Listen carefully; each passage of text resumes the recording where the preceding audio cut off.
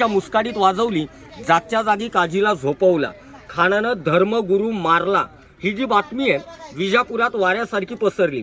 आता अफजल खानाच्या ज्या 64 बायका आहेत त्याच्यामध्ये काही आवडत्या बायका होत्या, त्याला अडवायचा प्रयत्न करत होत्या. तुम्ही राजाच्या मुलकामध्ये जाऊ नका, त्या बिचारा अडवत होत्या, पण याचा वारसा मजला रिकामा होता. याने काय केलं, त्यांच्या अडवण्याचा अर्थ वेगळा काढला. जर आपण महाराजांच्या मुलकात गेल्यावर आपल्या जीवाचं काही बरं वाईट झालं तर या 64 बायका दुसऱ्याच्या होतील, म्हणून त्याने काय केलं, 64 बायकांची कत्तल केली. विजापूरच्या बाहेर अफजलपूर गाव आहे, त्या विहिरीचं नाव आहे खुनबावडी. त्या बावडीमध्ये आपल्या बायका टाकल्या आणि मुलाला घेऊन आपल्या स्वराज्यात आला. म्हणजे पहिली गोष्ट, खान कपटी होता, हत्तीला ताब्यात करेल एवढी ताकद हा माणूस होता. पण याची उंची किती असेल हो, 7.25 फूट, आणि आपले महाराज उंचीला कमी 5.25 फूट. राजे लढायचे गनिमी काव्यानं. शाम्याणामध्ये भेट कशी झाली हा जो काही इतिहास आहे आपल्या मराठी माणसाला खोलात जाऊन सांगायची गरज नाही. खानानं काय केलं, राजांना गळा भेटीला बोलवलं. बरं, गळा भेट करताना या निमित्तानं बोलवून महाराजांची मान त्याने डाव्या बगलेमध्ये दाबली आणि चाकूपेक्षा मोठी कठ्यार शिवऱ्यांच्या डोक्यावर आणि पाठाणीवर खानानं कठ्यारीनं वार केला. म्हणजेच त्याने काय केलं तर दगा केला, गद्दारी केली.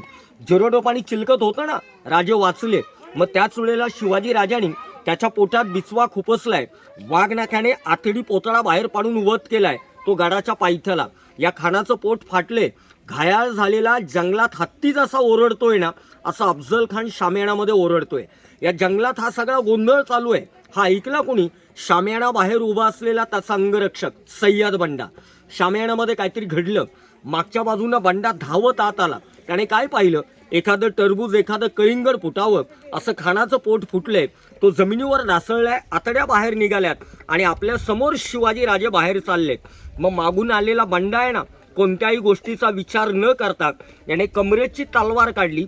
महाराजांच्या पाठाणीवर बंडा तलवारीचा वार करणार तर शिवऱ्यांचा अंगरक्षक आत गेला. जातीने न्हावी आहे, दानपट्ट्यात हुशार आहे. महाराजांनी आपल्या बरोबर असा अंगरक्षक निवडलाय, डोळ्यावर पट्टी असेल ना, हालचालीवर समोरच्या व्यक्तीला मारणारा माणूस. या व्यक्तीचं नाव आहे जीवा महाल्यास सपकाळ. डोळ्याची पात लवते ना लवते तर जीवा महाल्याने सय्यद बंडाचा तलवारीचा उजवा हात हा मनगटापासून वरच्यावर उडवला आणि दुसऱ्या घावात बंडाला उभा चिरला. मग मराठीत म्हण घडली, होता जीवा म्हणून वाचला शिवा. आता दोन प्रमुख व्यक्ती एका घरात एका शामियाणात मारल्या. अहो, सैन्य खानाकडे 12,000 आहेत, पण हे आलंय कुठनं, विजापुरातनं आलेली लोक. ह्या जंगलाचा, या डोंगराळ भागाचा त्यांना काही अंदाज नाही. अहो, आपल्या मराठ्यांबरोबर लढाई झाली, दुपारी 1 वाजल्यापासून संध्याकाळी 5 वाजेपर्यंत या जंगलामध्ये रक्ताच्या नद्या वाहिल्या.